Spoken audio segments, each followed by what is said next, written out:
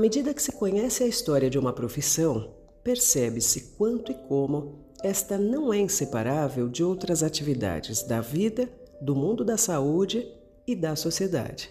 Assim, resgatar a história dos 50 anos do Programa de Pós-Graduação em Enfermagem, PPGE, é invocar a história da própria pós-graduação em nível estrito sensu na EEUSP e no Brasil.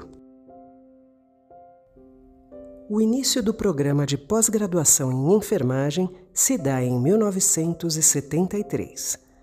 Na ata da primeira reunião da Comissão de Pós-Graduação, merecem destaque as integrantes da comissão.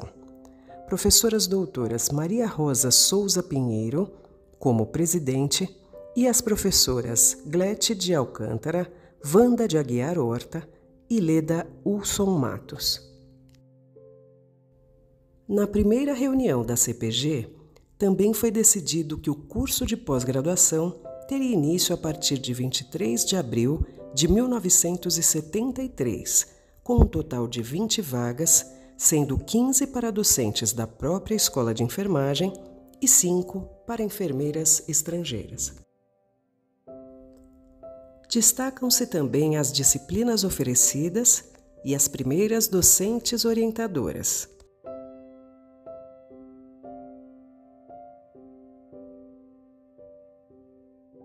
Sobre o impacto da pós-graduação da EUSP, a professora Yoriko Kamiyama dizia assim: a pós-graduação é provavelmente uma das experiências mais bem-sucedidas na história da escola de enfermagem, onde sua ação e reflexos se estendem a todas as áreas de enfermagem, sobretudo de ensino, em nível internacional.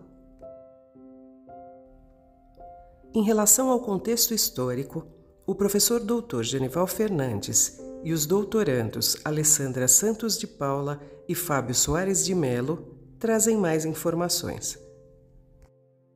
Um fato histórico marcante desse período deu-se na década de 1960, quando, exatamente, a reforma universitária. A Lei 5.540, né? Isso, a Lei de 1968. Conhecida como a Lei da Reforma Universitária. Imagina para a época cursos de especialização, de aperfeiçoamento, e de repente as universidades tiveram que ter cursos de estrito sensu, mestrado, doutorado e docentes. Espera-se que os docentes sejam doutores, né? Essa lei foi um gatilho importante, muito importante, uma mobilização das universidades para se adequarem a essa norma, né? Essa nova lei que entrava em vigor. Isso. Então a nossa escola, né, não foi diferente. Várias docentes se mobilizaram para realizar o seu doutoramento em outras unidades da Universidade de São Paulo e outras instituições, já nos primórdios da década de 70, 1971, 1972, e depois outra leva de docentes na década seguinte, de 1980, né? Então são docentes que formados, titulados, doutores, foram dar continuidade como orientadores aqui no programa de pós-graduação em enfermagem, que, como já bem lembramos, completa 50 anos de sua existência, né? Então esse marco importante que você lembrou bem, Fábio, da reforma universitária foi o gatilho, né? Mobilizador dessa mudança. A própria Universidade de São Paulo, na década de 70, fez ajuste no seu estatuto para dizer da redefinição dos docentes, a qualificação docente com títulos de mestres e doutores. Né? Então esse foi um cenário, um marco histórico importantíssimo. Tínhamos, né, as professoras já doutoras. Isso. Então elas já pioneiras, né? Professora Wanda, Glete de Alcântara. Glete de Alcântara. Elas depois foi a primeira diretora, não foi? Isso, de Ribeirão Preto. Ribeirão Preto. E voltou, ela era professora da Escola de Enfermagem da USP, foi convidada a dirigir a Escola de Enfermagem de Ribeirão Preto e depois voltou para a Escola de Enfermagem da USP para a assumir a presidência da primeira comissão de pós-graduação, em 1972, né? Quando ela, professora Glete de Alcântara, em conjunto com outras professoras. Vale lembrar dessas pioneiras, né? A professora Glete de Alcântara, a professora Wanda de Aguiar Horta e a professora Leda Wilson. Isso. Foram as pioneiras se mobilizaram para a criação. Designadas pela CTA, né, que é o Conselho Técnico Administrativo, isso lá em 1972, né, na presidência, na diretoria, a professora Maria Rosa Souza Pinheiro. Então elas assumiram um grupo coeso, né, de professoras, a primeira gestão da primeiríssima, né, comissão de pós-graduação dessa escola. Olha que trabalho bacana. Bacana, que é definir as disciplinas, definir os créditos. Preocupadas com as disciplinas, processos seletivos, já para o início. Do programa de mestrado, em 1973. Na perspectiva historiográfica, nada mais instigante que buscar os atores principais de uma época para que possam nos contar algo. Neste sentido, a professora Ana Vilela Borges, atual vice-diretora da EEUSP, trouxe-nos a história da professora Magali Boemer, que integrou o grupo pioneiro de ingressantes no PPGE na década de 70, sendo sua dissertação a primeira a ser defendida no programa, em 1975. Acompanhemos o depoimento da professora Magali. Em relação ao contexto da época, como é que surgiu essa proposta do mestrado profissional?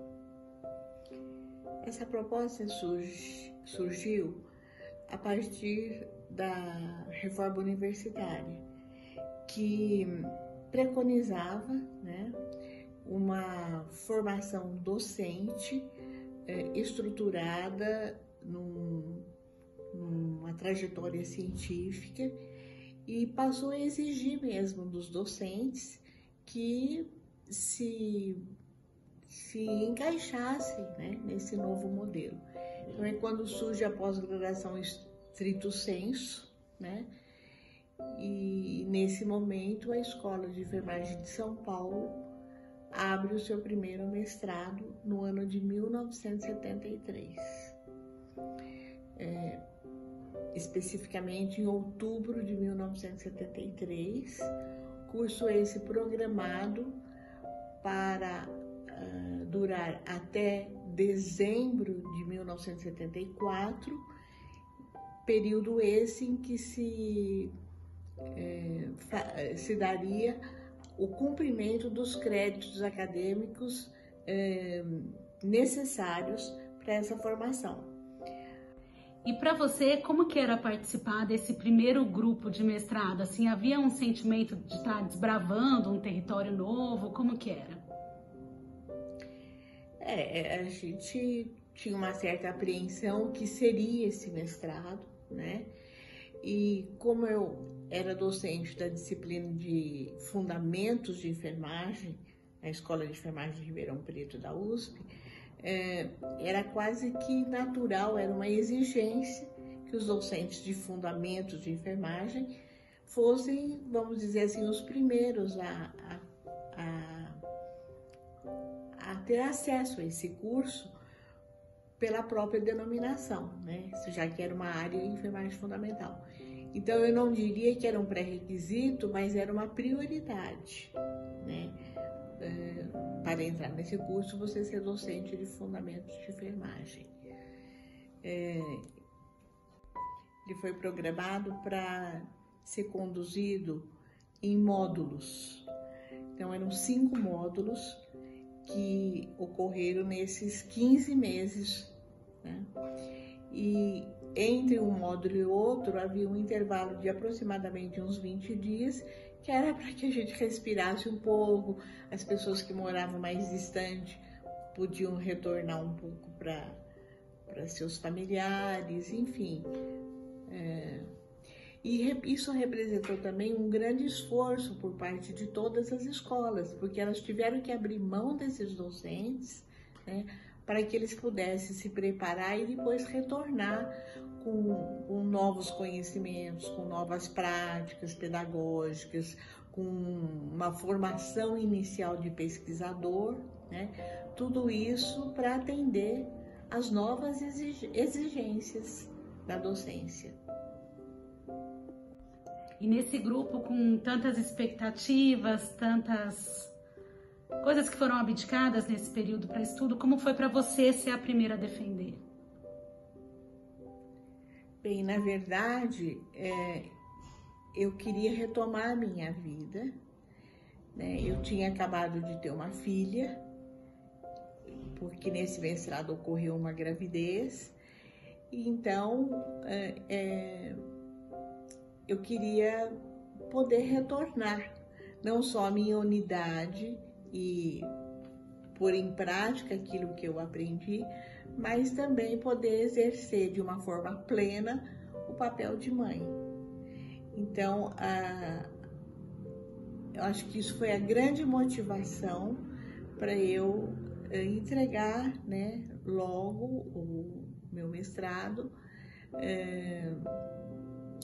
e poder, então, retomar a minha vida. E em relação ao conteúdo do curso, né, como que ele se apresentava para vocês?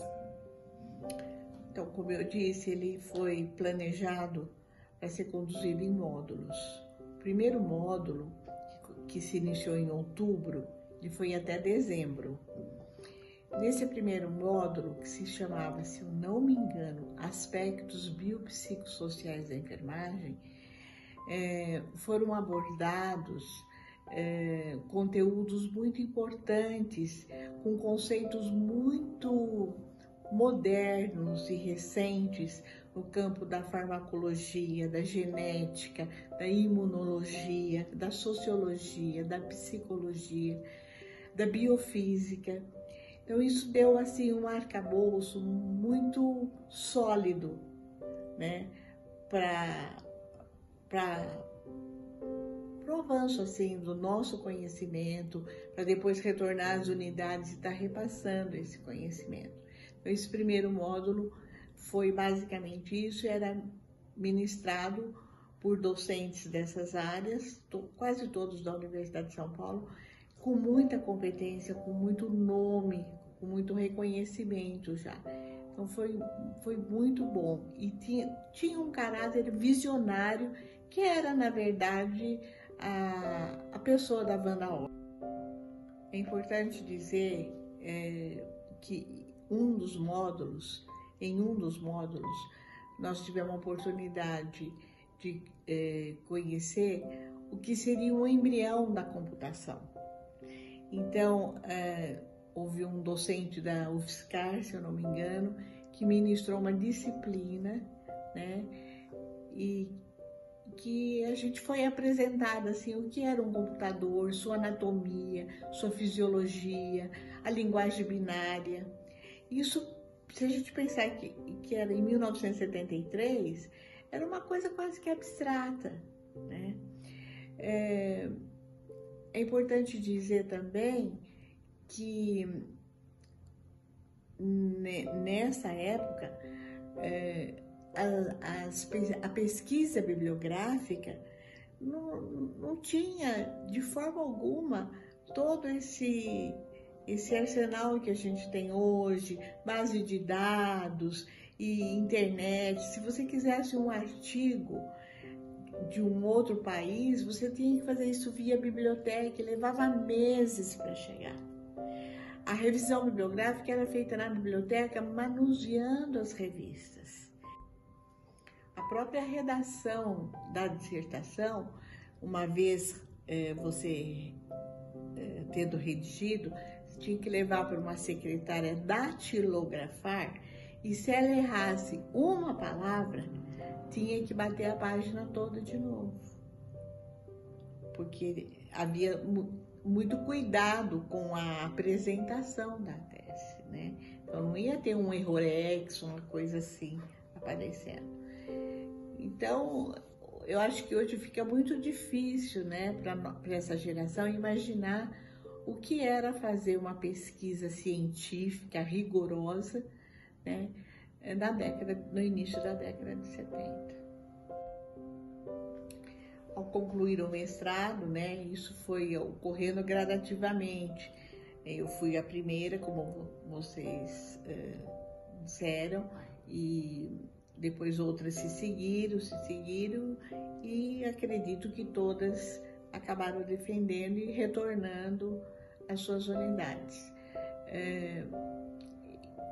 Esse mestrado abriu novos horizontes. Primeiro, ele instigou para a pesquisa, né, e todo o rigor, né, do método científico. Também possibilitou a efetivação nas nossas unidades, porque nessa época o requisito para você prestar o concurso de efetivação era o mestrado. Hoje não, hoje é o doutorado. Mas naquele tempo o mestrado era o requisito. Então, com isso, houve a possibilidade da gente se efetivar. E isso foi uma coisa muito boa, né? Outra coisa que eu considero boa, nós viemos com novas ideias no campo da pedagogia. Um dos módulos, por exemplo, a grande ênfase dele foi o processo de enfermagem, com base na teoria das necessidades humanas básicas proposta por Horta. E durante toda a minha vida acadêmica, até eu me aposentar, eu fui responsável por essa aula, né? E era um assunto que eu dominava, porque nós tivemos isso exaustivamente com a própria Wanda Horta. Eu terminaria dizendo que no doutorado eu pude conhecer um pouco mais da pesquisa qualitativa, particularmente fundamentada em Heidegger.